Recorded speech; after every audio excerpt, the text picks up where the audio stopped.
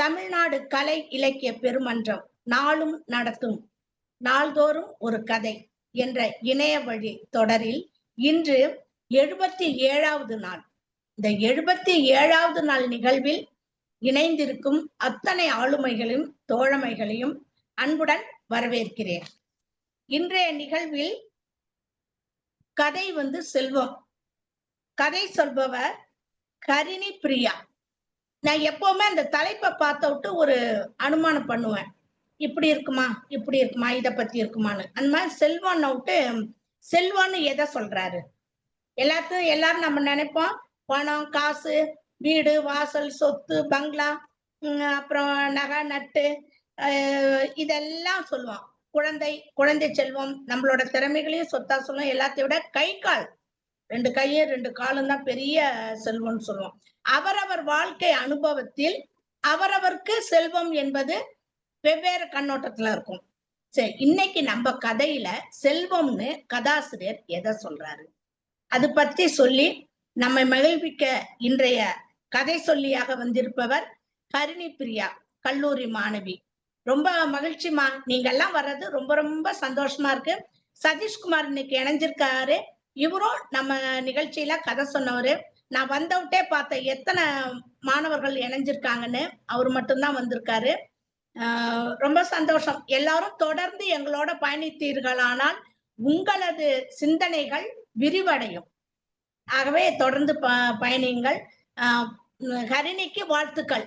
அருமையா கதை சொல்லுங்க, எங்க சிந்தனையை தூண்டுங்க, எங்களை மகிழ்ச்சி படுத்துங்க. வாருங்கள் ஹரிணி, கதை சொல்லுங்கள். அனைவருக்கும் வணக்கம். என் பேர் ஹரிணி பிரியா. நான் பாண்டிச்சேரி சென்ட்ரல் யூனிவர்சிட்டியில பிஏ தமிழ் ஹானர்ஸ் பண்ணிட்டு இருக்கேன். நான் இன்றைக்கு தமிழ்நாடு கலை இலக்கிய பெருமன்றம் நடத்தும் இந்த 77வது நாள் கதை சொல்றதுக்காக வந்திருக்கேன். இந்த கதையோட ஸ்டார்டிங்ல நம்ம கதையோட ஆசிரியர் தான் இந்த கதையை ஃபர்ஸ்ட் ஸ்டார்ட் பண்றாரு. இவர் ஒரு ராம்ல போயிட்டு இருக்காரு. அத புடலங்கா மாதிரி அந்த டிராம் போயிட்டு இருக்கு அப்படின்னு சொல்றாரு. இந்த மனுஷங்களே இப்படிதான் உட்கார்ந்த உடனே அவங்க என்ன பேசுறாங்க, இவங்க என்ன பேசுறாங்க, அந்த உட்கார்ந்துட்டு போற நம்ம இறங்குற வரைக்குமே இந்த ஆளுங்களோட எப்படி நட்பு கொண்டுட்டு பேசிட்டு போலாம் அப்படிங்கிற மாதிரி இதை பேசிட்டு வந்துட்டு இருக்கும் போது சென்ட்ரல்ல போய் இது இறங்குது. சென்ட்ரல்ல போய் இறங்கின உடனே நிறைய பேர் உள்ள ஏறுறாங்க. அப்போ ஒரு வயசான ஒரு மனிதர் நல்ல ஒரு சுகமான ஒரு நல்ல ஒரு வசதியான இடம் பார்த்து உட்காந்து கால் நீட்டி போட்டுக்கிட்டு இந்த செல்வத்தை பத்தி அவர் பேச ஆரம்பிக்கிறாரு. அவர் என்ன இந்த செல்வத்தை பத்தி பேச ஆரம்பிக்கிறாருன்னா, இந்த செல்வங்கிறது ஒண்ணு இருக்கு, அது எப்ப பொல்லாதது, அது எல்லாரையுமே மாத்திரும், அது ஒரு நிலையானது அது கிடையாது. எப்படி நம்ம வண்டியில சக்கரம் மேலேயும் கிளியுமா போயிட்டு இருக்கோ அதே மாதிரி அது நிலையா இருக்காது அப்படிங்கிற மாதிரி அவர் சொல்லிட்டு வந்துட்டு இருந்தாரு. இதை கேட்கிற நம்ம கதையோட ஆசிரியருக்கு ஒரு பழக்கம் இருக்கும். அவர் என்னன்னா மனசுல நினைக்கிறது யாருக்குமே எதிரா அவர் பேச மாட்டாரு. அது மனசு அதுக்கு பதிலா அவர் என்ன பண்ணணும்னா அந்த மனசு அவரு பெரிய ஒரு நீண்ட ஒரு கருத்தா அவரு மனசுக்குள்ளேயே மனசு சொல்ல ஆரம்பிச்சிருமா. அதே மாதிரி அவர் மனசு என்ன சொல்ல ஆரம்பிக்குதுன்னா, இந்த செல்வம் அப்படிங்கிறது தமிழ்ல செல்வம் அப்படிங்கிற ஒரு பொருள் இருக்கு அப்படின்னு இது தமிழுக்கே பெருமை அப்படிங்கிற மாதிரி அவரு பேச சொல்றாரு. அதே மாதிரி என்ன சொல்றாருன்னா, அந்த சகட கால் மாதிரி செல்வத்தையும் நம்ம இது பண்ணணும், பெருக்கணும், அந்த மாதிரி அவர் சொல்லுவாரு. இல்லைன்னா சகடகால் மாதிரிக்கும் அந்த செல்வத்துக்கும் என்ன வித்தியாசமா இருக்கும், மண்ணாங்கட்டி கூட சமம் இருக்காது அப்படிங்கிற மாதிரி அவர் பேச ஆரம்பிப்பாரு. அதுக்கப்புறம் என்ன சொல்லுவாருன்னா, ஒரு ஆங்கில எழுத்தாளர் ராஜமேயர்ன்னு சொல்லிட்டு அவர் எழுதின ஒரு கதாபாத்திரம் வாசுதேவ சாஸ்திரி அப்படின்னு சொல்லிட்டு ஒரு கதாபாத்திரம் இருக்கும். அந்த கதாபாத்திரம் தமிழர்கள் அதிகமா அந்த கதையை படிச்சதுல அது ஒரு லட்சிய கதையா அப்படின்னு வச்சிருப்பாங்க.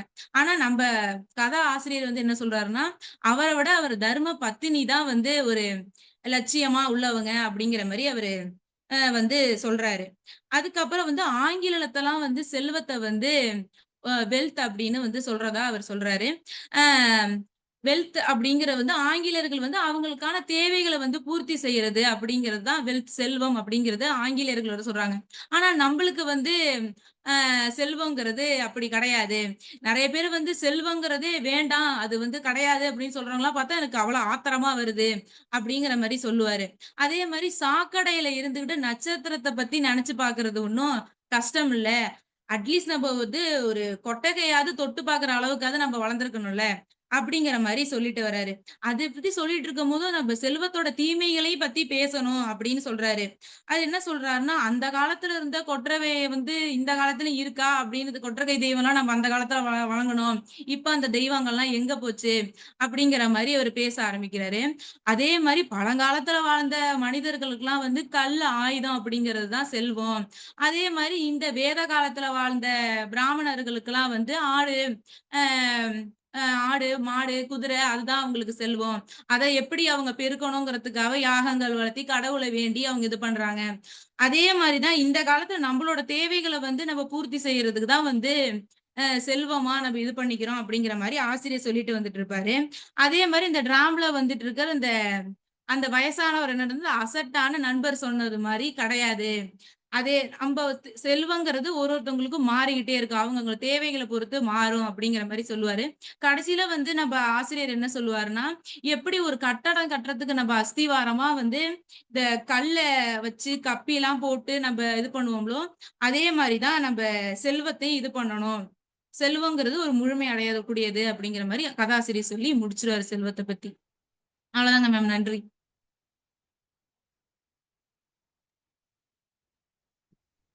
மகிழ்ச்சி ஹரிணி. கொஞ்சம் ஸ்பீடா போயிட்டீங்க. வேற ஒண்ணும் இல்ல. குட்டி கதை. ஆமா ஒரு மேம். 3 பக்கம் தான் வந்திருக்கு. ஆனா பொறுமையா சொல்லியிருந்திருக்கலாம். ஆனா அருமையா சொன்னீங்க. ரொம்ப அருமையா நன்றிங்க. சொன்னீங்க. அழகா உங்க குரலும் நல்லா இருக்குமா. நல்ல உச்சரிப்புப்பா. நல்ல உச்சரிப்பு கதையில. ரொம்ப நன்றிங்க. ம்.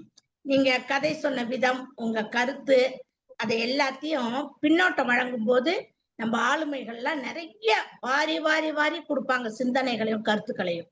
நீங்களும் தெரிஞ்சுக்கலாம். இது பின்னோட்டத்திற்கான நேரம். இன்றைய செல்வம் இந்த கதையை பத்தி நமது ஆளுமைகளின் கருத்துக்களை கேட்போம். இன்றைய நிகழ்ச்சியில் முதலில் பின்னோட்டத்தை அலங்கரிக்க வருபவர் நமது சாத்தூர் ஐயா கணேசன் அவர்களை அன்புடன் அழைக்கிறேன். அம்மா வாழ்க வளமுடன்மா. வணக்கம். வணக்கம் ஐயா. வணக்கம் வணக்கம். இன்று ஒரு அருமையான கதை தான் செல்வம். இந்த தலைப்பை வந்து நம்ம மாணவி ஹரிணி பிரியா ஹரிணி அவர்கள் ரொம்ப சிறப்பாக சொன்னார்கள். உண்மையிலேயே அவருடைய குரல் வளம் கதை சொல்வதற்கு தகுந்த மாதிரி இருக்க குரல் வளம் தான். இது ஒரு சின்ன கதை தான். அந்த சின்ன கதையை வந்து இப்போ அதுல வந்து ஒன்றும் விளக்கி சொல்ல முடியாத அளவுக்கு இருக்கக்கூடியதுனால அவங்க கொஞ்சம் வேகமா போயிட்டாங்க. அதனால ஒன்றும் பிரச்சனை இல்லை. இந்த கதையை வந்து நம்ம சொல்லும்போது அந்த முதல் வரியிலேயே பார்த்தீங்கன்னா, ஒரு பிரயாணம் செய்து கொண்டிருக்கும் போது, ஒரு வண்டியில் செய்து கொண்டிருக்கும்போது, அதில இருக்கிற கூட்டத்தை, அதாவது நெரிசலை வந்து சொல்லும்போது, அதுக்கு ஒரு உவமையை சொல்கிறார் பாருங்க. "சென்றல் வரை தரையில் புரண்டு தொங்கும் புடலங்காய்கள் தான்." அப்படின்னா வந்து என்ன அர்த்தம்னா, இடம் கிடைக்கல. அதிலே தரையில தான் நீங்க சீட்டு கிடைக்காம தரையிலே நிக்க வேண்டியது இருக்குங்கிறத வந்து அவ்வளவு ஒரு சிறப்பாக அந்த வரிய போடுறாங்க. அதே மாரி செல்வம் என்பது வந்து ஒரு நிலையில்லாதது. அந்த செல்வம் வந்து இன்னைக்கு ஒருத்தர்ட்ட இருக்கும். நாளைக்கு இன்னொருத்தர்ட்ட மாறிரும். அதனுடைய அது அந்த அதனுடைய இயல்பே அதான். செல்வோம், செல்வோம் என்று சொல்ற மாரி தான் ஒருத்தர்ட்டயே இருக்காது. அது சுத்தி சுத்தி வந்துகிட்டே இருக்கும். அது வண்டி சக்கரம் போல். அதாவது சகடக்கால்ங்கிறது வண்டி சக்கரம் தான். அது சகடக்கால் போல சுத்தி சுத்தி வந்துகிட்டே இருக்கும். அப்படிப்பட்ட செல்வம் வந்து யாரிடத்தையும் நிலையா இருக்காது அப்படின்னு சொல்ற மாரி சொல்றாங்க. அதே மாரி இந்த அ இடம் கிடைக்கும்போது பஸ்லயே எல்லாம் நம்ம பிரயாணம் செய்யும்போது இடம் கிடைச்சோன்னே, அந்த இடம் கிடைச்சோன்னே என்ன செய்யணுமா, சுத்தி சுத்தி பார்க்கணுமா. சுத்தி சுத்தி பார்க்கணும், பேசணும், அவர் என்ன சொல்றாருன்னு காது குடுத்து கேட்கணும். அதுவுமே இல்லாட்டா, கொஞ்சம் வெத்தலையாச்சும் போட்டுக்கிடணும். வெத்தல போட்டு ஒரு நீண்ட ஒரு நட்பையும் வந்து வச்சுக்கணும்னு சொல்லி, ஒரு அந்த பிரயாணத்தில் இருக்கக்கூடிய ஒரு தன்மைய வந்து காட்டுறாரு. இதுல பார்த்தீங்கன்னா, செல்வம் என்பது வந்து மாறி மாறி போனா கூட, அந்த செல்வத்தை துறந்தால் தான் மோட்சம் அப்படின்னு சொல்றாரு. இது என்னத்த குறிக்குது அப்படின்னு சொன்னோம்னா, ஆசையை ஒழிக்க வேண்டும். அப்படி ஒரு ஆசைய ஒழிச்சு வந்து இருந்தா தான் வந்து நம்ம அதையே தேடிக்கிட்டு இருக்க மாட்டோம். அப்படிங்கிற மாரி அப்பதான் மோட்சம் கிடைக்கும். ஒரே இடத்துல நின்னுகிட்டு இருந்தீங்கன்னா, ஒண்ணும் சரிப்பட்டு வராது. அப்படிங்கிற மாரி போ போட்டு போறாங்க. இன்னொன்னு என்னன்னா, ஜெகநாதனின் தேர் சக்கரம் போல் இருக்கும். அந்த தேர் சக்கரம் போல அந்த தேர் சக்கரத்துல வந்து நம்மளும் நசுக்கப்படுகிறோம். அது வந்து ஒரே இடத்துல ஒரு நிலையாக இருக்காது. அப்படிப்பட்ட உண்மைதான். அத வந்து இது வந்து எப்படின்னா, செல்வம் வந்து இந்த சமூகத்தில், சமுதாயத்தில் வந்து ஒரு சில பேர்களிடத்திலேயே அந்த செல்வம் தேங்கி வருகிறது. அப்ப வந்து அதத்தான் அந்த வரியத்தான் அவர் வந்து சரியான நிலையில இல்ல. அது வந்து ஒரு இடத்திலேயே இருந்துகிட்டு, அவருக்கு மட்டும் சேர்றவங்கட்ட மட்டும் சேர்ந்துட்டே இருக்கு. மத்த இடத்துலலாம் போகல. அப்போ வந்து பணக்காரர்களும், அந்த சுரண்டல் பேர்வழிகிட்டயும் செல்வம் போய் சேர்ந்துக்கிடுது. மத்தவங்கலாம் அதெல்லாம் வந்து யோசிக்கல. ஆனா, அத வந்து இவன் வந்து அத பத்தி சிந்திக்காம இருக்கிறான். அப்படி சிந்திக்காம இருக்கக்கூடாது. அப்படிங்கிற மாரி அந்த வரியில கொண்டு போறாங்க. அ இதுல வந்து பாத்தீங்கன்னா, இன்னொரு கதைய வேற சொல்றாரு. அதாவது ராஜையர், வாசுதேவர்ன்னு சொல்றாரு. அந்த இதுல வந்து தர்ம பத்தினி தான் நம்மளுக்கு லட்சியம்னா, அந்த இது வந்து நம்மளுக்கு கொஞ்சம் தெரியல. அது நம்ம அந்த கதைய பத்தி நம்மளுக்கு தெரிஞ்சிருந்தா தான், அந்த என்ன அது அவருடைய லட்சியம் என்னன்னு நம்மளுக்கு தெரியும். இன்னொன்னு பாத்தீங்கன்னா, ரூ, பை அப்படின்னு சொல்லி குடுக்குறாப்ல. அதாவது ரூனா ரூபாய்ன்னு வச்சுக்கிடுவோம். ஆனா ஆனான்னு வச்சுக்குவோம். பைசானா பையினா பைசான்னு வச்சுக்கலாம். இப்படி வந்து ஒரு பண்டமாற்று முறை நடக்க போகுது அப்படின்னா, ரூவா வேணும், அந்த அணா, பைசா வேணும் அப்படின்னு சொல்ற மாரி அத கொண்டு போறாங்க.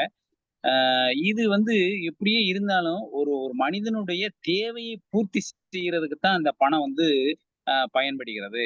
அதனால வந்து இது ஒரு இடத்துல தான் இருக்கும் அப்படின்னு இல்ல. அப்ப அந்த தேவை என்பது ஒவ்வொரு காலகட்டத்திலயும் வந்து மாறி மாறி வருது. அதாவது பழைய காலத்துல வந்து அந்த கல்லு, அந்த இதுதான் வந்து அவனுக்கு வந்து சொத்தாகவும் செல்வமா இருக்கிறது. அதே பிராணனுடைய காலத்துல பார்த்தீங்கன்னா, அவருக்கு வந்து ஒரு தன்மை குதிரையும், மாடும் செல்வமா இருக்குது.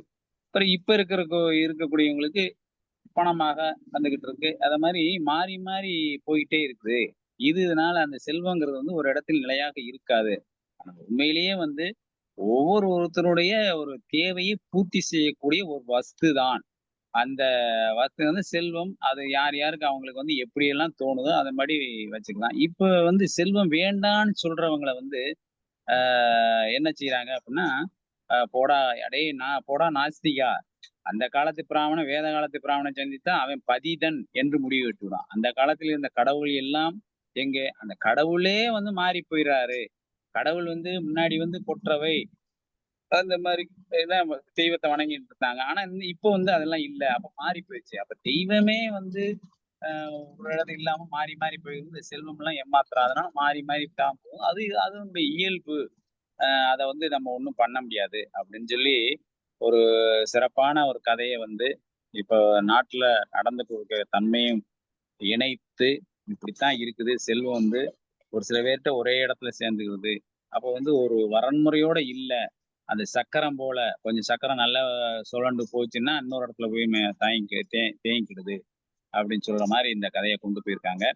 ஆ ஹரிணி பிரியா வந்து ரொம்ப சிறப்பா சொன்னாங்க. அவங்களுக்கு வந்து நம்முடைய வாழ்த்துக்களையும், பாராட்டுக்களையும் தெரிவித்துக் கொள்வோம். இது ஒரு சின்ன கதை தான். நன்றிங்க. மற்றவங்களுடைய சிந்தனைகள் எப்படி இருக்குன்னு நம்ம கேட்டுக்கலாம். வாழ்க வளமுடன். வணக்கம், வாழ்த்துக்கள்.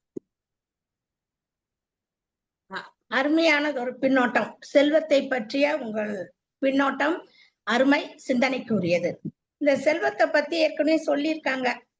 ஓரிடம் தனிலே நிலையில்லா உலகினிலே உருண்டோடிடும் பணம் காசெனும் உருவமான பொருளே. ஓரிடம் தனிலே நிலையில்லா உலகினிலே. அழகா சினிமாவுல பாடி வச்சிருக்காங்க செல்வத்தை பத்தி. இந்த கதையில வர்றதும் அப்படிதான். எனக்கு 2, 3 இடத்துல இந்த செல்வத்தை பத்தி ஒரு இடத்துல அந்த வண்டி சக்கரம் போடன்றாரு. அடுத்த பக்கத்துல சகடக்கால் மாதிரின்னு சொல்றாரு.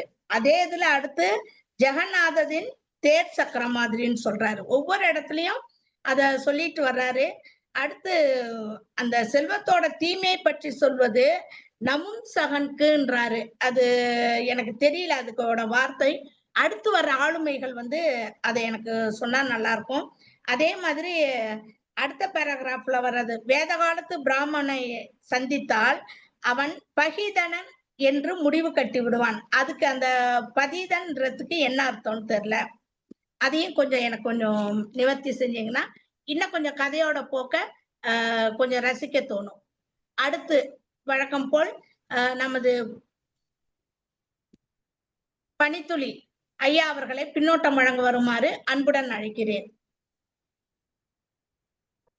அனைவருக்கும் வணக்கம். இன்றைக்கு கதை சொன்ன ஹரிணி பிரியா மிக அற்புதமாக சொன்னாங்க. நடைப்பயிற்சி முடித்து ஓடக்கூடிய குழந்தை எப்படி மகிழ்ச்சியோடு குடுகுடுன்னு ஓடுமோ அது மாதிரியான ஓட்டம் உங்கள்கிட்ட இருந்தது. இன்னொன்று, அந்த கதையை நல்லா உள்வாங்கி சொல்லியிருக்கீங்க. ஏன்னா நான் கவனிச்சுட்டே இருந்தேன். நீங்கள் உள்வாங்கினது சில சமயங்களில் மட்டும்தான் ஏதோ ஒரு குறிப்பு வச்சுருப்பீங்க போல இருக்கு. அதை அப்படியே குனிந்து பார்த்த தன்மை அதை நான் பார்க்குறேன். அப்புறம் உள்வாங்கி சொன்ன அந்த விதம், அந்த விதத்தில் கொஞ்சம் வேகம் வந்தது. அது போக போக அது சரியாக ஆயிரும். அதனால் நல்ல கதை சொன்னீங்க. உங்களை மாதிரியான மாணவர்கள் வரணும். உங்களுக்கு வாழ்த்துகள். உங்களை இதற்கு ஊக்கப்படுத்திய உங்களுடைய பேராசிரியர் பெருமக்களுக்கும் என்னுடைய வணக்கங்கள். நல்லா அருமையாக சொன்னீங்கம்மா. இந்த கதை செல்வத்தினுடைய தன்மை பற்றி சொல்லுது. செல்வம் நிலை இல்லாதது, அது நிறைய பேர் நிறைய செய்யுள்களாகவும் பாடி வச்சுருக்காங்க. நான் அதை சொல்ல இருக்கேன்.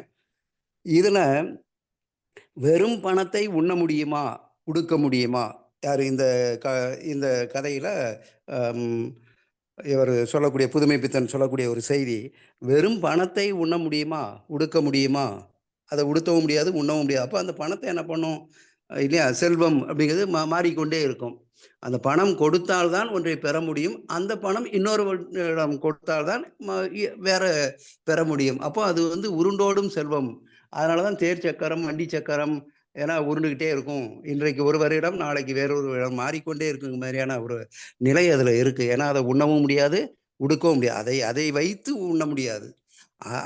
அதையே உண்ண முடியாது. அதை வைத்து வேணா உண்ண முடியும். ஏன்னா பண்டமாற்று முறை மாதிரி தான். ஒன்றை கொடுத்து ஒன்றை பெறுவது. பணமும் அதே போல தான். பணம் கிடைக்காதவங்க தான், அல்லது பணம் பெருகாதவங்க என்ன சொல்லுவாங்க, சீச்சி இந்த பழம் புளிக்கும் அப்படிங்கிற மாதிரி ஒரு வெறுப்புணர்வு வரும். அவங்க தான் அந்த செல்வத்தை பற்றி புளிப்பாக பேசுவாங்க, வெறுப்பாக பேசுவாங்க. இதில் அம்மா அறச்செல்வி அம்மா ஒரு 2 சந்தேகங்கள் கேட்டாங்க அந்த சிறுகதையில். நான் அதில் என்ன அப்படின்னா, செல்வத்தினுடைய தீமையை பற்றி சொல்வது என்பது நம்புசகனுக்கு பிரம்மச்சரியத்தின் உயர்வை பற்றி உபதேசிப்பது போலத்தான் அப்படின்னு ஒரு வரிய புதுமை பித்தன் அவர்கள் குறிப்பிடுறாரு. செல்வத்தினுடைய தீமையை பற்றி சொல்வது என்ன அப்படின்னா, இதில் நம்புசகன் அப்படிங்கிறது யாரு அப்படின்னா, ஆண்மையற்றவன் அப்படிங்கிறதா அந்த நம்புசகன் அப்படிங்கிற சொல்லுக்கு பொருள் ஆண்மையற்றவன். அவனுக்கு போய் நம்ம பிரம்மச்சரியத்தை சொல்லி பிரயோஜனமே இல்லை. ஏன்னா பிரம்மச்சரியம் ஆண்மை உள்ளவனுக்கு சொன்னால் அவன் இந்திரியங்களை கட்டுப்படுத்துவான், தன்னடக்கம் வரும், பல தீய செயல்கள் அவன் ஈடுபட மாட்டான். ஆனால் இங்கே நம்புசகன் ஏற்கனவே அப்படிங்கிறவனே ஆண்மையற்றவன். அவனுக்கு பிரம்மச்சரியத்தை உபதேசித்து பிரயோஜனமே இல்லை அப்படிங்கிற மாதிரியான ஒரு செய்தியை தான் அதில் சொல்கிறாரு. இது ஒரு நல்ல ஒரு சிறப்பான கதை. ஆனால் செல்வம் நிலையில்லாதன்னு சொல்கிறாங்களே தவிர செல்வத்தை சேர்க்காம யார் இருக்கா? கோடி கோடியாக நடித்ததற்காக வேண்டி கோடி கோடியாக பணம் வாங்கக்கூடிய நடிகர்கள் கூட செல்வத்தை நிறைய சேர்த்துட்டு செல்வம் நிலையில்லாதது, செல்வத்து மேலே ஆசைப்படக்கூடாது அப்படின்னு மீட்டிங் தோறும் பேசுகிறத நம்ம தொலைக்காட்சியிலையும் செய்தித்தாள்லையும் நம்ம பார்க்குறோம், படிக்கிறோம். அப்போது செல்வத்தை பற்றி வெறுப்பாக பேசினாலும் கூட செல்வம் இல்லாமல் ஒன்றுமே இல்லை. ஆனால் அந்த செல்வம் இறந்த பிறகு கூட வருமானா அது இல்லை. இப்போ இருக்கும்போது அதை தேடுதல் அப்படிங்கிறது ஒன்றும் தவறு இல்லை. அதை எப்படி பயன்படுத்துகிறோங்கிறது தான் ரொம்ப ரொம்ப முக்கியம். நிறைய இருக்குது. அதாவது திருமந்திரம் சொல்லக்கூடிய ஒரு செய்தி என்ன அப்படின்னா, தன்னது சாயை தனக்கு உதவாது. தன்னதுன்னா தன்னுடைய, சாயைனா நிழல். நம்ம கூட பிறந்த நிழல் கூட நமக்கு உதவாது. நம்ம கூட இருக்கக்கூடிய செல்வம் கூட இறுதியில் நமக்கு எந்த பயனும் இல்லை. எங்கேயோ விட்டுட்டு போகிறோம். நம்ம நிறைய சொத்து சேர்க்குறோம், நம்ம சந்ததிகளுக்கு விட்டுட்டு போகிறோம். போகும்போது என்ன அப்படின்னா ஒன்றுமே இல்லை. ஆனால் அதுக்காண்டி இருக்கக்கூடிய இந்த காலத்தில், வாழக்கூடிய காலத்தில் செல்வத்தினுடைய தேவை இருக்கத்தான் செய்யுது. கண்ணதாசன் கூட சொல்கிறாரு, ஆடிய ஆட்டம் என்ன, பேசிய வார்த்தை என்ன, தேடிய செல்வம் என்ன, தேடிய செல்வம் என்ன, திரண்டதோர் சுற்றம் என்ன, கூடு விட்டு ஆவி போனால் கூடவே வருவதென்ன.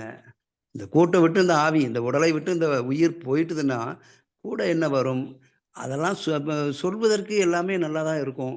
ஆனால் வாழக்கூடிய காலத்தில் செல்வம் இல்லாமல் வாழ முடியாது. அந்த செல்வம் உருண்டோடும். அதைத்தான் அவர் வண்டி சக்கரம், தேர் சக்கரம் என்ற சொற்களால் அவர் சொல்றாரு.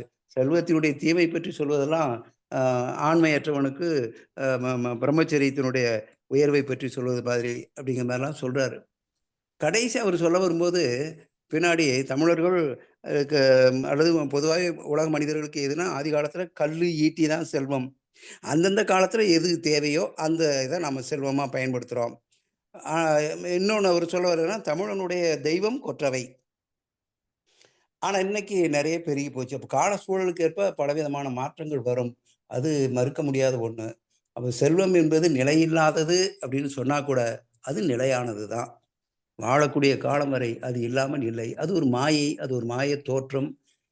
அதை பற்றி நிலையில்லாதது, அது தீமையானது, தீமைக்கு பயன்படுத்தக்கூடாது. ஆனால் செல்வம் வந்த உடனே ஆடுவான். அதாவது சொல்லுவாங்களே, வசதி வந்தால் ஆடாத, வறுமை வந்தால் வாடாத. இப்போ வசதி வரும்போது ஆட தோணும் பல பேருக்கு, ஆனால் ஆடக்கூடாது. வறுமை வந்தபோது வாட தோணும், ஆனால் வாடக்கூடாது. அப்போ இந்த இம்மைனா இப்பிறவிக்கு ஓரளவு நாம் பிறருக்கும் உதவ முடியும். நாமும் இல்லையா வசதியோடு வாழணும்னா செல்வம் தேவைதான். நிலை இல்லாதது அப்படின்னு சொல்றது ஒரு வெற்றுரை தான். அந்த செல்வத்தை சேர்க்கணும், மற்றவர்களுக்கு உதவணும். அந்த வகையில் நம்ம செல்வத்தை சேர்த்து பயன்பெறுவதுங்கிறது நல்லது. நிலையாமைங்கிறது நம்ம போகும்போது எதையுமே வெற்றி போகிறதில்ல. அது மட்டும்தான் உண்மை. இது ஒரு அருமையான 4 பக்கம்னாலும் இது நிறைய யோசிக்கக்கூடிய செய்தி. இதில் நிறைய செய்திகள் இருக்குது. இருந்தாலும் காலத்தின் அருமை கருதி நான் சுருக்கமாக முடிக்கிறேன். வாய்ப்பு தந்தமைக்கு நன்றி. ஹரிணி பிரியாவுக்கு என்னுடைய வாழ்த்துக்கள், பாராட்டுக்கள். நன்றி அம்மா, நன்றி. நல்லதொரு பின்னோட்டம். என்னோட சந்தேகத்தையும் தீர்த்து வச்சிங்க. எப்பவும் போல உங்களுடைய பின்னோட்டமும் சிந்தனைக்கு உரியதா இருந்துச்சு. நல்ல விளக்கம் கொடுத்தீங்க, அருமை. இந்த காசு பணம் அந்த காலத்துலாம் எங்க ஊர்ல எல்லாம் நாங்க கம்பு சோளம் தான் எங்க அம்மா வீட்டுல எல்லாம், எங்க ஏரியா சைடு, அரியலூர் சைடு. அதை கொடுத்துட்டு சக்கரவள்ளி கிழங்கு, மரவள்ளி கிழங்கு, மற்ற பொருள் உப்பு முதல் கொண்டு நாங்க பொருளை கொடுத்துட்டு பொருள் வாங்குவோம். அதெல்லாம் இப்ப கிடையாது. அப்ப கிலோ கணக்கு கிடையாது, தூக்கு கணக்குன்னு ஒண்ணு வச்சிருப்பாங்க. அப்படி பண்டமாற்று முறை இருந்ததுனால யாருக்கும் எந்த நஷ்டமும் இல்லாம இருந்துச்சு. இப்ப மாறி போச்சு. இந்த காசை பத்தி, காசே தான் கடவுளப்பா, அந்த கடவுளுக்கும் இது தெரியும் அப்பா. கைக்கு கை மாறும் பணமே, உன்னை கைப்பற்ற நினைக்குது மனமே. அப்படி விட்டு போகும்போது சொல்வதில்லை அப்படின்னு அந்த பாட்டு போகும். நிறைய பாடல்கள் சொல்றாங்க. நீங்க சொல்ற மாதிரி நடிகர்கள்லாம் காசு ஒன்றும் பெருசு இல்ல, காசு பணம் வரும் போகும்பாங்க. ஆனா நடிக்கிறதுக்கு பணம் வாங்காமலாம் நடிக்கிறாங்க, கோடிக்கணக்கில் வாங்குறாங்க. ஆனா இந்த காசும் பணம் இது எல்லாம் மதிப்பிழந்தது ஒரு காலம், கொரோனா பீரியடு. அப்பெல்லாம் மருத்துவர்கள் தான் தெய்வமா தெரிஞ்சாங்க. அவங்கதான் பெரிய சொத்தா மதிக்கப்பட்டார்கள். இந்த செவிலியர்கள், அந்த மருத்துவமனை பணியாளர்கள், இவங்கதான் மிகப்பெரிய சொத்தா நாடே கருதுச்சு. அந்த ஒரு காலகட்டம் மட்டும்தான் இந்த செல்வம் எல்லாம் பயனற்றதுன்றத மனிதனுக்கு உணர்த்துது. ஆனா பழைய குருடி கதவை திரடி பழையபடி திரும்ப செல்வத்தை சேர்க்க ஆரம்பித்த மனித உலகம் இது. அடுத்து புனிதவதி அம்மா, உங்க மாணவி கதை சொல்லியிருக்காங்க. அதை பத்தியும் இன்றைய கதையோட தாக்கத்தை பத்தியும் பின்னோட்டமாக வழங்கும் வருமாறு அன்புடன் அழைக்கிறேன்.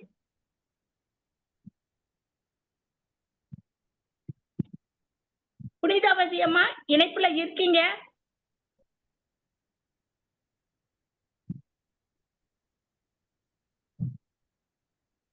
விஜிலாமா, அதுக்குள்ள விஜிலாமா போயிட்டாங்களா? விஜிலாமா இணைப்புல இருந்தாங்க. அனைவருக்கும் வணக்கம்மா. கதை சொல்ல கேக்குதுங்களாமா? பேசிட்டு தான் இருக்கேன். கேக்குது, சொல்லுங்க. கேக்குதுங்களா? கேக்குதுங்கம்மா, கேக்குது. எங்களுக்கு கேக்குதுமா. அம்மா கேக்குதுங்க. கேக்குது, நீங்க கேக்குதுங்களாமா? சரிங்கம்மா, சரிங்க. சரிங்க. ஹரிணி பிரியா இன்னைக்கு ரொம்ப அழகா கதை சொன்னாங்க. அவங்க எப்பயுமே வகுப்புலயும் வேக வேகமா பேசி ஒரு எடுத்து படிங்கம்மா இல்ல நியூஸ் சொல்லுங்க அப்படின்னு சொன்னா அவ்வளோ ஃபாஸ்டா குரல் உச்சரிப்புல இருந்து அவ்வளோ அருமையா சொல்லுவாங்க. அதே போல இன்றும் கதையை மிக அருமையாக சொன்ன ஹரிணி பிரியா அவர்களுக்கு என்னுடைய வாழ்த்துக்கள். அடுத்தது இன்னைக்கு நம்மளுடைய கதை செல்வம். செல்வம்னு சொல்லும் போதே சரி என்னதான் ஐயா சொல்லியிருக்காங்க அப்படின்னு சொல்லி இன்னைக்கு உள்ள போகும்போது எப்பயுமே நம்ம வந்து தமிழ், அதுவும் அவருக்கு ரொம்ப புதுமைப்பித்தன் ஐயாவுக்கு கோபம் வர்றதே என்னன்னா தமிழ்ல ஒரு பெரிய சொத்தா அவங்க என்னத்த சொல்லிட்டு போறாங்க அப்படின்னு சொல்லும்போது இந்த செல்வம் வந்து யாருமே வந்து இதை எடுத்துக்க கூடாது, நிலை இல்லாதது அப்படின்ற ஒரு பொருள்லயே சொல்லி சொல்லி வளர்க்கப்படுறத அவர் வந்து ரொம்ப முத்தாய்ப்பா சொல்லி அவருக்கு கோபமே அங்கதான் வருது. என்ன அப்படின்னு பாத்தீங்கன்னா இப்ப எல்லாருமே நம்ம ஆளுமைகள் சொன்ன அதே கருத்து தான், எல்லாருமே நிலை இல்லாதது அப்படின்னு சொல்லி இப்ப நம்மளுடைய தமிழ்ல பாத்தீங்கன்னா நிலை இல்லாதது இருக்கக்கூடிய 3 அடிப்படையானது என்ன அப்படின்னு பாத்தீங்கன்னா செல்வம் முதல்ல வச்சிடுவாங்க, நிலை இல்லாதது. 2வது பாத்தீங்கன்னா யாக்கை, நம்மளுடைய உடல். 3வது வந்து பாத்தீங்கன்னா இளமை. நம்மளோட இளமை வந்து நம்ம பிறந்த போது இருந்தது ஒரு 50 வயது 60 வயது தாண்டும் போது என்ன நிலையில இருப்போம், 80 வயதுல எப்படி இருப்போம். அப்ப நிலையில்லாத இந்த இளமை, அதே மாதிரி இந்த உடல் 80 90 100க்கு அப்புறம் கண்டிப்பா இந்த உடலும் இருக்க போறது இல்லை. அப்ப நிலையில்லாதது இந்த 3ம். அப்ப நீங்க செய்யக்கூடிய அறம் தான் முக்கியம் அப்படின்னு அறிவுறுத்து நல்ல கருத்துக்களை சொன்னாலும் அவர் முக்கியமா வைக்கிறது செல்வத்தை நீங்க வந்து நிலையில்லாதது அப்படின்னு சொல்லி சொல்லி வளர்க்காதீங்க. ஏன்னா வாழ்க்கையில அவன் ஒரு மனிதன் இன்பத்தோட வாழணும்னா கண்டிப்பா அவனுக்கு செல்வம் தேவை. அப்ப அந்த செல்வத்தை போற்றணும். இப்ப நம்ம வள்ளுவர் ஐயா சொல்ற மாதிரி அருள் இல்லார்க்கு அவ்வுலகம் இல்லை. ரொம்ப தெளிவா மறுபிறவி இருக்கா, நம்ம பிறப்போமா, அதெல்லாம் கேள்வி இல்லை. அவ்வுலகம் நீங்க அடுத்த ஜென்மத்துக்காக நீ ஒவ்வொன்றும் செஞ்சுட்டு போறீங்க இல்லைங்களா, அந்த ஜென்மம் வந்து உங்களுக்கு இருக்கா இல்லையா, அது வந்து நீங்க அங்க நல்லா இருப்பீங்களான்றத பாயிண்ட் எல்லாம் வந்து அருள் இல்லாருக்கு அவ்வுலகம் இல்லை. இந்த இடத்துல நீங்க நல்லது செய்யலாம் உங்களுக்கு கிடையாது, அந்த பாயிண்ட்டை வச்சு விட்டுடுறாரு. நம்ம அதை விட்டுடலாம். அடுத்த பாயிண்ட் சொல்றாரு பாருங்க, பொருள் இல்லார்க்கு இவ்வுலகம் இல்லாகி யாங்கு. பொருள் இல்லை அப்படின்னா அவன் இந்த உலகத்துல நிம்மதியா வாழ முடியாது. இந்த ஒரு படம் கூட இப்ப வந்துச்சு, RRRன்னு நினைக்கிறேன். அந்த படத்துல கூட வந்து பாத்தீங்கன்னா அவங்க KGF அந்த படத்துல சொல்லிட்டு போவாங்க, அவங்க அம்மாவுக்காகவே அவர் வந்து அவ்வளோ தூரம் வாழற மாதிரி ஒரு காட்சி எல்லாம் காட்டப்படக்கூடியது. ஒரு பணம் இல்லைன்னா வாழறது இன்பமா வாழறமா வாழலையான்றது முக்கியம் இல்லை. அந்த அம்மா அந்த குழந்தைகிட்ட பையன்கிட்ட சொல்லுவாங்க, உயிரோட நம்ம வாழ்க்கையில வாழும்போது நல்லா வாழறோமா இல்ல, ஆனா சாகும்போது பணம் இல்லைன்னா நிம்மதியா சாகக்கூட முடியல அப்படின்னு சொல்லி அதை முடிப்பாங்க. அவங்களுடைய வாழ்க்கை முடியும்.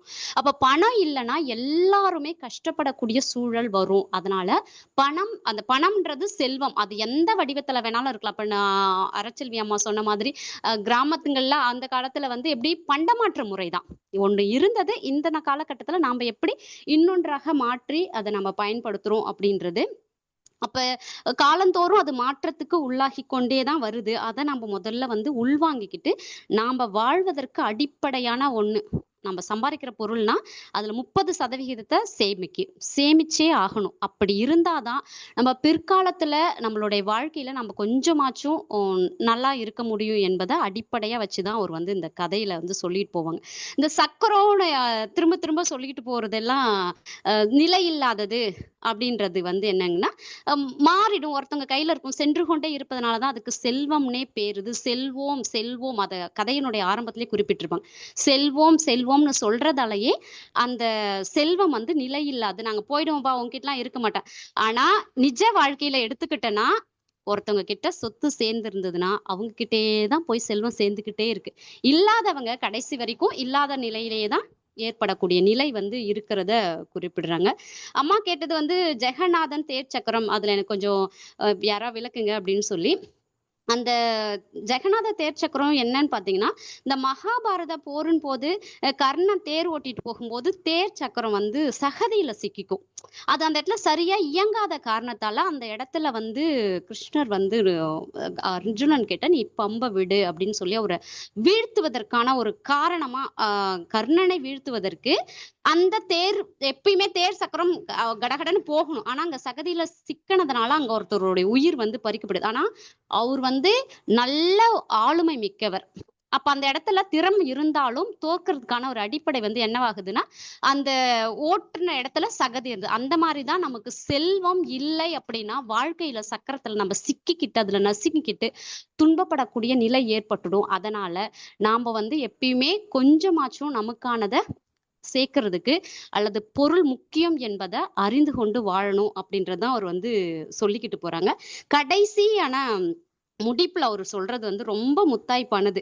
அஸ்திவாரம் கம்பிகளை நன்றாக நீங்க வந்து முதல்ல நீங்க நல்லா இருக்கணும் அப்படின்னா, ஒரு கட்டடம் வந்து பேஸ்மெண்ட் அதாவது கட்டடம் ஸ்ட்ராங் பேஸ்மெண்ட் வீக்ன்னுவாங்க இல்லைங்களா? அந்த மாதிரி வந்து வாழ்ந்துட்டு போகக்கூடாது. அதே மாரி நெறைய கனவுகள மட்டுமே கண்டுகிட்டு இருந்தாலும் நம்மளால முன்னேற்ற பாதைக்கு போக முடியாது. கொஞ்சமாச்சும் முயற்சி செய்யணும். அத பயிற்சியா மேற்கொண்டு வெற்றியும் பெறணுன்றது தான். அந்த அந்த உவமை சொல்றது ரொம்ப அழகா இருக்கும். நீங்க இங்க பெ கம்பிக்கு என்ன எப்படி வந்து ஸ்ட்ராங்கா என்ன இப்ப விக்கிறதுல வந்து தொழில்நுட்பத்துல, அப்புறம் வந்திருக்கக்கூடிய கம்பிகள்ல எது ஸ்ட்ராங்குன்னு வாங்கி நீங்க முதல்ல அத வந்து ஸ்ட்ராங் பண்ணி கட்ட ஆரம்பிங்க. அதுக்கப்புறம் அது உள்ள எல்லா வேலையும் முடிச்சு ஏன்னா பிளம்பரிங் ஒர்க்ல இருந்து, கரண்ட்ல இருந்து, பெயிண்டிங்ல இருந்து எல்லாம் ஏகப்பட்ட வேலை இருக்கு ஃபர்னிச்சர்ல இருந்து. அதுக்கப்புறம் கட்டில்ல சுகமா தூங்குவதற்கான பெயிண்ட் அடிக்கிறதுக்கு என்ன கலர்ல அடிக்கலாம்னு யோசனை பண்ணலாம். அப்ப எது தேவை? முதல்ல உங்களுக்கு செல்வம் தான் தேவை. அந்த செல்வத்தை நீங்கள் ஏற்படுத்திக் கொள்வதற்கான வழிவகையை செய்து கொள்ளுங்கள் அப்படின்னு சொல்றது தான் இந்த கதையுடைய முத்தாய்ப்பா ரொம்ப எதார்த்தமா அந்த காலை நீட்டி போட்டு ஜாலியா கம்பி அதாவது பஸ்ல போகும்போது பஸ் வந்து நினைப்போம் வரட்டும் ஐயோ பஸ் வந்தா போதும் நின்னு கிடக்குற நேரத்துல. ஆனா பஸ் வந்துட்ட பிறகு உட்காரதுக்கு நின்னுன்னு தான் போகணும்னா உட்காரதுக்கு இடம் கிடைக்குதான்னு பார்ப்போம். உட்காரதுக்கு இடம் கிடைச்சா ஜன்னல் சீட்டு கிடைக்கணுமான்னு பார்ப்போம். ஜன்னல் சீட்ல உட்காந்தா அப்புறம் தேவையில்லாத கதைலாம் பேசுவோம். அப்படி பேசக்கூடியத ரொம்ப எதார்த்தமாக வாழ்க்கையினுடைய உண்மை தத்துவத்தை புதுமைப்பித்தன் ஐயா அவர்கள் வந்து இந்த கதையினூடாக செல்வம் எவ்வளவு முக்கியம். 82,000 தாண்டி பவுன் நகை விலை ஏறிட்டு போயிருந்தாலும் அங்கேயும் கூட்டம் கூடுது. காசு இல்லாம ஒருவேளை சோற்றுக்கும் வழி இல்லாம மக்கள் துன்பப்படக்கூடிய நிலையும் இருக்கு. இது 2த்துல யார் எதை உண்மைன்னு அறிந்து கொண்டு வாழ்கின்றார்கள் என்ற எதார்த்தத்தை புரிஞ்சுக்கணுன்றது தான் இந்த கதை. இந்த வாய்ப்புக்கு நன்றிங்கம்மா. அருமையான அழகான பின்னோட்டம். ஒன்னொன்னையும் சொல்லி அதற்கான விளக்கத்தை கொடுத்தீங்க. ரொம்ப பயனுள்ளதாகவும் இருந்துச்சு. என்னோட சந்தேகமும் தீர்ந்தது. மகிழ்ச்சியம்மா, உங்களுக்கும் நன்றி. அடுத்து விஜிலாமா லைன்ல இருந்தாங்க, அதுக்குள்ள காணும். சதீஷ்குமார் பின்னோட்டம் சொல்ல வாங்களேன். வணக்கம் அம்மா. வணக்கம். இணையத்தில் இணைந்திருக்கும் அத்துணை நல்லுள்ளங்களுக்கும் என் முதற்கண் மாலை வணக்கத்தை தெரிவித்துக் கொள்கின்றேன். கதை சொல்ல போகும் நபர் ஒரு நாள், அதாவது நம்மளுடைய புதுமை பித்தன் தான் இந்த கதையை வந்து சொல்கின்றார். டிராமில் இருந்த சென்னை சென்ட்ரல் வந்த பொழுது, அதாவது அவர் வந்து டிராமில் இருந்து சென்னை சென்ட்ரல் வந்த பொழுது நடந்தவற்றை விவரிக்கிறார். ரயில் நிலையம், பேருந்து, மக்கள் நடக்கும் மாயை ஆகியன. அது ஒரு நடுநிலை பார்வை என்று கூட சொல்லலாம். இந்த சிறுகதையில் செல்வம் என்ற வார்த்தையில் பல்வேறு அர்த்தங்களை, அதன் தீமை மற்றும் அதன் உருவங்களை அவர் சிந்திக்கின்றார்.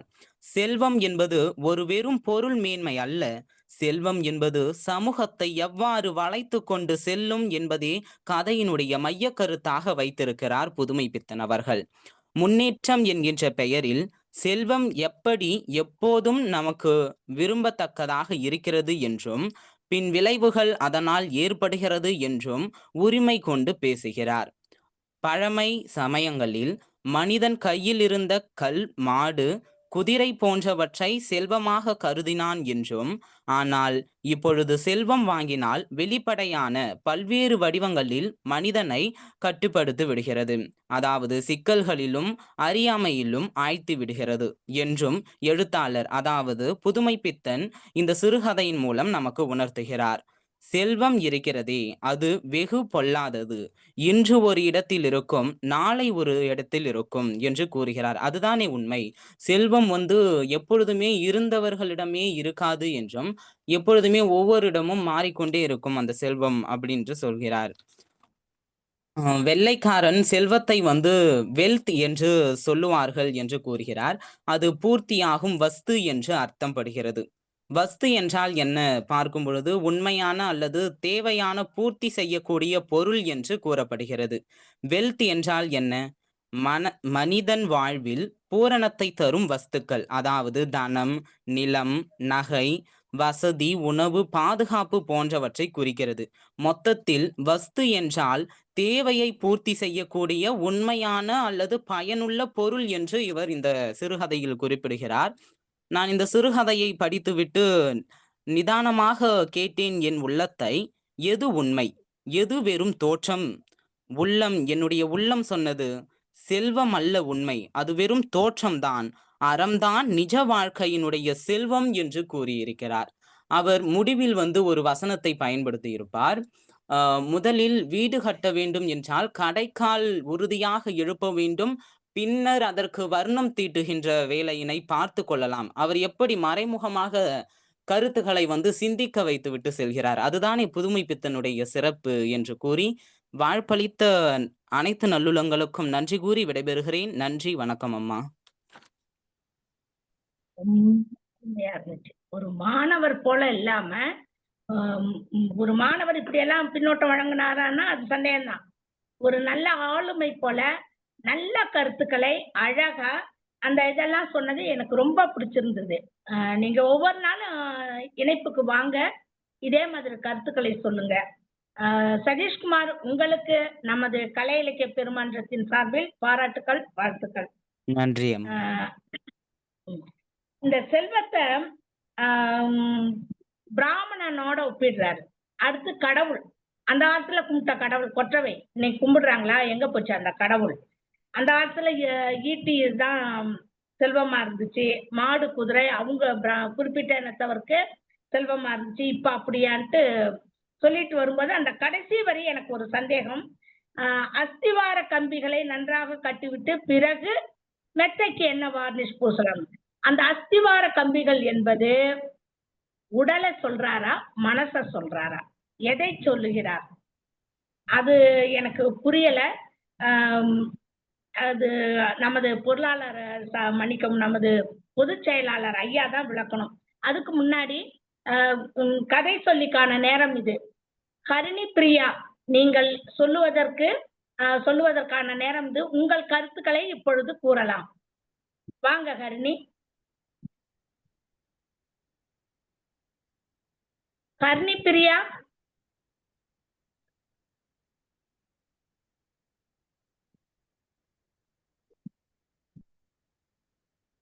இணைப்புல இருக்காங்க.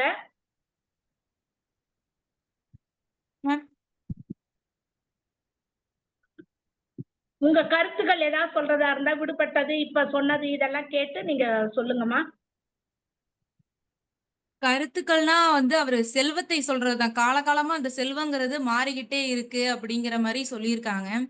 அதுல கருத்துக்கள்னா என்ன சொல்றதுன்னு தெரியலங்க மேம் எனக்கு. இப்ப உங்களை பத்தி எல்லாரும் சொன்னாங்கல்ல, அத பத்தி கூட சொல்லலாம். எல்லாருக்கும் சொன்னதுக்கு ரொம்ப நன்றி, என்னை பத்தி சொன்னதுக்கு. சரிப்பா, மகிழ்ச்சி மகிழ்ச்சி, நன்றி. அடுத்து இன்று நிறைவுரையாற்ற நமது பொதுச் செயலாளர் ஐயா அவர்களுக்கான நேரம் இது. நிறைய விஷயங்கள், சிந்தனைக்குரிய விஷயங்கள் இதுல நிறைய இருக்கு. படிச்சா நிறைய சந்தேகங்கள், நிறைய கோடு போட்டு வச்சிருக்கேன். ஐயா தான் இதுக்கெல்லாம் விடை சொல்லணும். ஐயா அவர்களை வணங்கி நிறைவுரையாற்ற வருமாறு அன்புடன் அழைக்கிறேன். தோழர்கள் அனைவருக்கும் வணக்கம். இன்னைக்கு ரமணி பிரியா ரொம்ப அருமையா கதை சொன்னாங்க. ஒரு இளங்கலை 1ஆம் ஆண்டு மாணவராக இருந்தாலும் கூட அவங்க மிக திறமையாக, மிக அருமையா சொன்னாங்க. உங்க கதையை உள்வாங்கி படிக்க படிக்க ஹரிணி பிரியா மிக அருமையா சொன்னாங்க. அவங்களுக்கு வாழ்த்துக்கள். தொடர்ந்து அவங்க கதைகளை படிக்க வேண்டும், இலக்கியத்தோடு பயணிக்க வேண்டும். அவங்க வணிகவியல் நினைக்கிறேன், இருந்தாலுமே இலக்கியம் வாழ்க்கைக்கு உதவக்கூடியதாக இருக்கும். எனவே நீங்கள் தொடர்ந்து இலக்கியத்தோடு தொடர்போடு இருக்க வேண்டும். இலக்கியத்தோடு தொடர்போடு இருக்கும்போது நாம் எய்த நினைக்கும் எல்லைகள் எல்லாம் நமக்கு எளிதாக கிடைக்க வாய்ப்பு இருக்கிறது. வாழ்த்துக்கள். நம்ம நன்றிங்க ஐயா. இந்த கதை இன்னைக்கு நிறைய பின்னூட்டு நிறைய சொல்லிட்டாங்க.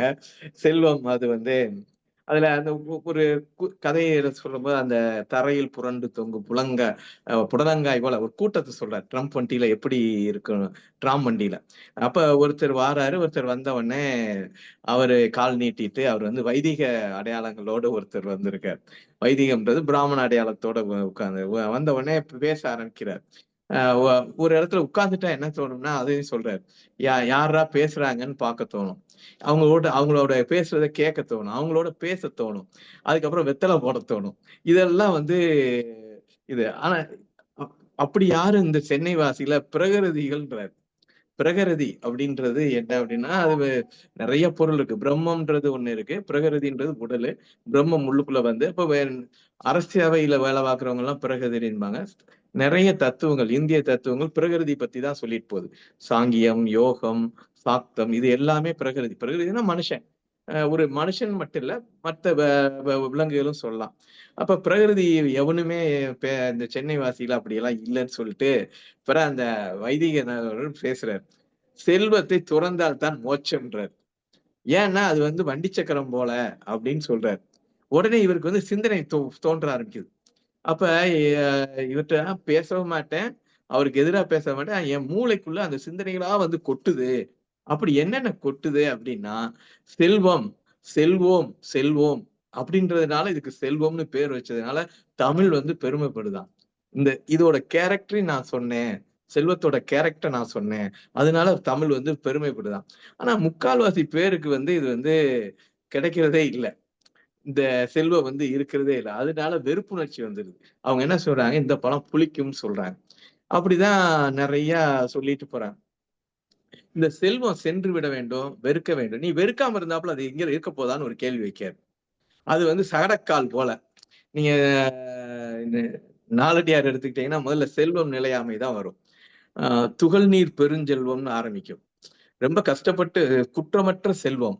நீங்க தோன்றிய கால் தொட்டு நீங்க தேடிட்டீங்க. அது உடனே என்ன செய்யணும் அப்படின்னா, படுகு நடந்த கூழ் உழுததினால் விளைந்த பொருள்களை பல்லோரோடு உண்க. எல்லாரோடையும் சேர்ந்து உண்ணு. ஒரு செல்வம், குற்றமற்ற செல்வம் உனக்கு வந்துருச்சுன்னா நீ என்ன செய்யணும்னா எல்லாரோடையும் சேர்ந்து உண்ண வேண்டும். அதுதான் அந்த செல்வத்தினுடைய பலன் சொல்றார். அதுக்கு அடுத்து சொல்றார், அகடர யார் மாட்டும் நில்லாது செல்வம் சகடக்கால் போல வரும். அந்த செல்வம் யார்ட்டையுமே நிக்காது. எப்படி? சகடக்கால் போல அப்படின்னு சொல்றாரு நாலடியார். அதைத்தான் இங்க சொல்றாரு.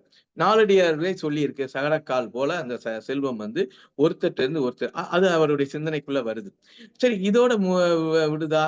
அப்படி நிக்காம ஒருத்தட்டே நின்னு போச்சுன்னா என்ன இருக்கும்? அப்படி ஓடலைன்னா என்ன இருக்கும்? அப்ப மண்ணாங்கட்டிக்கு அதுக்கு என்னையா வித்தியாசம் இருக்குன்னு சொல்றாரு. பைன்றது ரூபாய், ஆனா பைசா. இது வந்து இதை வச்சுதான் நம்ம பொருள் எல்லாம் வாங்க முடியும், செய்ய முடியும். ஆனா இதையே உண்ண முடியுமா, இதையே உடுக்க முடியுமான்னு ஒரு கேள்வி வைக்கிறார். தேவையை பூர்த்தி செய்யும் வஸ்து, அவ்வளவுதான். அது வந்து சென்று கொண்டு இருப்பதனாலேதான் அதுக்கு மதிப்பு. ஒரே இடத்துல தங்கிருச்சுன்னா அதுக்கு மதிப்பு இல்லைன்னு சொல்ல வராது. அதுக்கு அடுத்து இங்கிலீஷ்ல வெல்த்னா என்னன்றார். அது பூர்த்தி செய்யும் வஸ்துன்றார். ஜடத்தின் தேவையை முதல்ல பூர்த்தி செய்யணும். ஜடம்ன்றது உடம். உடம்பின் தேவையை முதல்ல நம்ம பூர்த்தி செய்ய வேண்டியதான் முதல் படின்னு யோசிக்கிறார். அதுக்கப்புறம் ஜெகநாதரின் தேர் இருக்கு, நான் வந்தது. பூரி ஜெகநாதர் தேர் வந்து 3 தேர்கள் இருக்கும். அதுல ஒண்ணு 16 சக்கரம் உள்ளது, ஒண்ணு 14 சக்கரம் உள்ளது, இன்னொன்னு 12 சக்கரம் உள்ளது. அது வந்து ஜெகநாதர் வரக்கூடிய தேர் வந்து 16 இருக்கும். பாலபத்ரி வர்றது வந்து 14 இருக்கும். தேவி சுபத்ரா அது வந்து 12 இருக்கும். அந்த தேரினுடைய மகிமை என்னன்னா ஒவ்வொரு தடையும் புதுசா செய்வாங்க. அந்த தேர் எப்படி இருக்கு? நம்மளை நசிக்கிறது. அந்த தேர் போன்ற செல்வம் நம்மளை நசிக்கிறது. அதுக்கு அது என்ன செய்யணும்? போற ரோடு கண்ணா முன்னான்னு இருக்கு, கரடு முரடா இருக்கு, கண்மூடித்தனமாக போகுது, சரியானபடி சக்கரம் சுத்தல. ஆனா அந்த செல்வம் சக்கரம் நம்மளை நசுக்குது. அதுக்காண்டி அந்த சக்கரமே வேண்டான்னு சொல்லலாமா? அதை சரி பண்றதுதான் சரியா இருக்கு. சக்கரம் சரியா சுத்தலைன்னா சக்கரத்தை நல்லா சுத்தணும். போற பாதை கரடு முரடா மேடும் பள்ளமா இருக்கு அப்படின்னா அதை சரி செய்யணும். அப்பதான் அது எல்லாத்தையும் போகும் அப்படின்ற ஒரு சிந்தனையே அவருக்குள்ள வருது. ஆனா இந்த அசட்டு வேதாந்தத்தை பத்தி செல்வம் வேண்டான்னு சொல்றது அசட்டு வேதாந்தம். அது வந்து என்னைக்குமே அவன் எண்ணத்துல இடி விழணும்பார். அப்ப அதுக்கு அடுத்து எங்க போகுது? ராஜமையர். அவர் தான் கமலாம்பாள் சரித்திரம் எழுதின 1893 எழுதப்பட்ட 2வது நாவலை எழுதிய ராஜமையர். அவர் வந்து மிகப்பெரிய தத்துவவியாதியும் கூட. 21 வயசுல எழுதின அந்த கமலாம்பாள் சரித்திரம் 26 வயசுல இறந்து போயிறார். விவேகானந்தரோடு சமமாக அவரோடு பழகியவர். அதனால அவருக்கு வந்து நிறைய பிரபுத்த பாரதா, ரம்பிள்ஸின் வேதாந்தான்னு ஒரு எழுதியிருக்காரு. அதுல ஒரு கேரக்டர் என்ன வருது, வாசுதேவ சாஸ்திரி. அவரைத்தான் எல்லாருக்கும் பிடிக்கும். அவர் வந்து உலகம் நிலையாது, செல்வம் நிலையாது, அப்படி இப்படின்னு சொல்றவர். ஆனால் புதுமைப்பித்தனுக்கு எது பிடிக்குது, அவருடைய தர்ம பத்தினி தான் எனக்கு பிடிக்கும் சொல்றாரு. சாக்கடையில இருந்து நட்சத்திரத்தை பார்த்து கனவு காண்பது ரொம்ப எளிது. அது நம்மவர்கள் எல்லாரும் செய்யறது அதுதான். நம்மகிட்ட யார்ட்டையுமே காசு இல்லை, சாக்கடை மாதிரியான ஒரு இதுலதான் இருக்கும். ஆனால் வந்து நம்ம என்ன செய்யறோம், ஒரு நட்சத்திரத்தை பத்தி குறட்டில் ஏற முயல வேண்டும். முதல்ல குறடுன்றது திண்ணை. முதல்ல பெரிய உயரத்துக்கு போகணும்னா முதல்ல வீட்டுல இருக்க திண்ணை மேல ஏற பழகணும்ல. அது இல்லாம எப்படி நீங்க வந்து இது செய்வீங்க? இவங்கிட்ட போய் இந்த செல்வம், இவ்வளவு பெரிய செல்வத்தை வச்சு தீமையை போய் சொல்றீங்க. ஐயா வந்து பணித்துளி ஐயா சொன்னாங்க, நம்புஸ்தனுக்கு பிரம்மச்சாரி, நம்புஸ்தனுக்குன்னா ஒரு ஆண் உறுப்பு இல்லாமல் இருப்பவன். நீங்க அது ஆணற்ற தன்மைன்னு சொல்றதை விட நான் உறுப்பே இல்லை, அவன்கிட்ட போய் பிரம்மச்சாரியத்தை போய் நீங்க என்ன சொல்ல போறீங்க? அது அது என்ன செய்ய போகுது அப்படின்லாம் நீங்க சொல்லாதீங்க. எதுதான் உலகில நிலையா இல்ல, நிலையா இருக்குன்னு கேள்வி வைக்காரு. எல்லாமே உலகத்துல அழியக்கூடியதான். நீங்க சொல்ற கடவுளும் அழியக்கூடியதான்றாரு. கடவுள் வந்து பிறக்கிறார், வளர்கிறார், அழிகிறார். அப்ப செல்வத்தை மட்டும் ஏன் நீங்க குறை சொல்றீங்க? எதுதான் உலகத்தில் நிலையாக இருக்குது அப்படின்னா, இப்படி ஒரு கேள்வி வச்சுட்டா நீங்க என்ன சொல்வீங்க? நாஸ்திகன்னு என்னை சொல்வீங்க. ஒரு இந்த கால பிராமணன் வந்து வேத கால பிராமணனை பார்த்தா ஒரு பதிதன்றது என்னன்னா, சாதி ஆச்சாரங்களை மீறியவன், சமய ஆச்சாரங்களை மீறியவன் அவன் சொல்லுவான். முன்னாடி வந்து தமிழர்கள் வந்து கொற்றவை கும்பிட்டாங்க. இன்னைக்கு அந்த கடவுள் எங்காச்சு? இதே கேள்வி இன்னும் அவர் சொல்லல. வேத காலத்துல இந்திரன் இருந்தாரு. இந்திரன் எங்க போனார் இன்னைக்கு? இந்திரன் வந்து கையில வஜ்ராயுதம் வச்சிருப்பார், எலும்பால் கொண்ட ஆயுதம். முருகன் வந்து வேல் வைத்திருப்பார். அப்ப முருகன் வந்ததுக்கு அப்புறம் இந்திரன் ரீப்ளேஸ் ஆயிடுறாரு. அவர் பழைய ஆள் ஆயிட்டாரு. நிஜ வாழ்வில் உள்ளதுதான் கற்பனை உலகிலையும் பிரதிபலிக்கும். நீங்க நிஜ வாழ்வில வந்து இன்னைக்கு விவசாயம் வந்து எல்லாருக்கும் உணவு கொடுக்குதுன்னா, கற்பனையில மணிமேகலை அட்சய பாத்திரமாக வரும். ஒரு கருத்து முதல்வாதத்துக்கும் பொருள் முதல்வாதத்துக்கும் தொடர்ந்து ஒரு இடைவிடாத ஒரு போட்டி நடந்துகிட்டு இருக்கும். நிஜ உலகில், புற உலகில் ஒரு படைப்பு படைக்கப்பட்டால் அது அக உலகிலும் படைக்கப்படும். அப்படிப்பட்ட படைப்புல நீங்க வந்து கொற்றவையே காணும். ஆனால் தமிழர்களின் கடவுளா ஓரளவுக்கு இருந்தது. அதனால செல்வமும் அப்படித்தான் அப்படின்னு சொல்றாரு. அப்ப நீங்க வந்து ஒரு தேவையை பூர்த்தி செய்யும் வஸ்துதான் தெய்வம். அது எந்த தேவையை பூர்த்தி செய்வதாக இருந்தால் என்ன, எனக்குள்ள அதான். நீங்க வந்து செல்வம் எவது அப்படின்னா தேவையை பூர்த்தி செய்வது. தேவையை பூர்த்தி செய்வதுனா எந்த தேவை? எல்லா தேவையும் அவனுக்கு என்னென்ன தேவைகளை அந்த இடத்தில் பூர்த்தி செய்கிறதோ அதுதான் செல்வம்னு முடிச்சுறாரு. அப்ப இதுல வந்து அதுக்கு அடுத்து சொல்றாரு, நீங்க வந்து அந்த ட்ராம்ல உள்ள நண்பர்கள் வந்து சொல்ற மாதிரி நம்ம இருக்கக்கூடாது. அஸ்திவாரத்தை எல்லாம் முதல்ல நல்லா கெட்டித்தானே மேல வந்து என்ன வார்னிஷ் அடிக்கிறதுன்னு திட்டமிடணும். வார்னிஷ் அடிக்கிறது அடிக்கவே முடியாது. கட்டடமே கட்டாம வார்னிஷ் அடிச்சா இந்த தொந்தரவு வரும். நீ ஏன் பேசுற? உன்கிட்ட செல்வமே இல்ல, நீ வந்து செல்வத்தை வந்து இது பண்றியன்னு ஒரு கேள்வி வைத்து முடிச்சுறாரு. மிக அருமையான கதை. ஒரு செல்வம் குறித்து ஒரு உரையாடல். இன்னைக்கு வந்து செல்வம் எப்படி இருக்கிறது, செல்வத்தினுடைய நிலையற்ற தன்மை என்ன, செல்வம் எதை போல மாறிக்கொண்டேதான் வந்திருக்கு. இந்த செல்வம் வந்து முன்னாடி ஒரு காலத்துல கல்லும் ஈட்டியும் கல்லும் தெய்வமா செல்வமாக இருந்தது. ஒரு காலத்தில் மாடு வந்து செல்வமாக இருந்தது, குதிரை. நீங்க வந்து எல்லா மொழிகளிலும் செல்வத்துக்கும் பசுவிற்கும் ஒரே பெயர் தான். நீங்க ஆநிறை கொண்டான் அப்படின்னா என்ன செல்வத்தம்? அப்படின்னா செல்வம், ஆனா பசு. அப்ப ஒவ்வொரு காலகட்டத்திலும் எது அவனுடைய தேவையை பூர்த்தி செய்கிறதோ அது செல்வமாக இருந்தது. செல்வம் வேண்டும். நீங்கள் வந்து செல்வத்தை அது வந்து செல்வத்தை துறந்தால் தான் மோட்சம் என்பது அசட்டு வேதாந்தம். பூரி ஜெகநாதரின் சக்கரங்கள் நம்மை நசுக்குகின்றன. அதுக்கான காரணம் என்ன? சக்கரம் சரியாக சுழலவில்லை. அது போகும் பாதை மேடு பள்ளமாக இருக்கிறது. இந்த மேடு பள்ளத்தை சரி செய்ய வேண்டுமே ஒழிய சக்கரத்தை குறை சொல்லக்கூடாது. சக்கரம் செல்வம், அது நமக்கு வேணும். அந்த செல்வம் எல்லாருக்கும் கிடைக்க வேண்டியதுக்கு என்ன செய்ய வேண்டும் என்பதைத்தான் நாம் யோசிக்க வேண்டும். அந்த செல்வத்தையே வேண்டாம் என்று புறந்தள்ளுவது அல்ல அப்படின்றதா இந்த கதையினுடைய ஒரு சாராம்சமாக இன்றைய நம்மளும் இதைத்தான் சொல்ல போறோம். 100 ஆண்டுகளுக்கு முன்னால் 90 ஆண்டுகளுக்கு முன்னால் புதுமைப்பித்தன் சொல்லியிருக்கார். இன்னைக்கும் இது குறித்து யாராவது ஒரு சாதாரண ஒரு பிரஜையிடம் கேட்டாலும் இதைத்தான் சொல்வார்கள். ஆனால் வேதாந்திகள் வைதீகக்காரர்கள் இந்த செல்வத்தை துறக்க வேண்டும், அதை துறக்க வேண்டும், இதை துறக்க வேண்டும் சொல்லிட்டு நம்ம ஏற்கனவே சொன்ன மாதிரி செல்வம் உள்ளவர்கள் செல்வத்தை துறப்பதில்லை. செல்வம் உள்ளவர்கள் செல்வம் இல்லாதவர்களிடம் செல்வம் துன்பமயமானது, செல்வத்தை துறந்தால் தான் மோட்சம் என்று தொடர்ந்து உலகம் தோன்றிய காலம் முதல் இன்று வரை பிரச்சாரம் செய்து கொண்டே இருக்கிறார்கள். நம்முடைய வேலை என்னவென்றால் எல்லாருக்கும் அனைவருக்கும் சமமான செல்வம் கிடைப்பதுதான். அனைவருக்கும் நன்றி, வணக்கம். நன்றி ஐயா, நல்லதொரு நிறைவுரை. நிறைய சிந்தனைகளை தூண்டிவிட்டு நிறைய சந்தேகங்களை நிவர்த்தி செய்தது தங்கள் உரை. மிகவும் பயனுள்ள ஒரு நிறைவுரையாக இருந்தது. ஐயா, நாளைய நிகழ்ச்சிகள் நாளைக்கு அறிவிச்சிடலாம். இன்றைய நிகழ்ச்சி மிக்க சந்தோஷம்.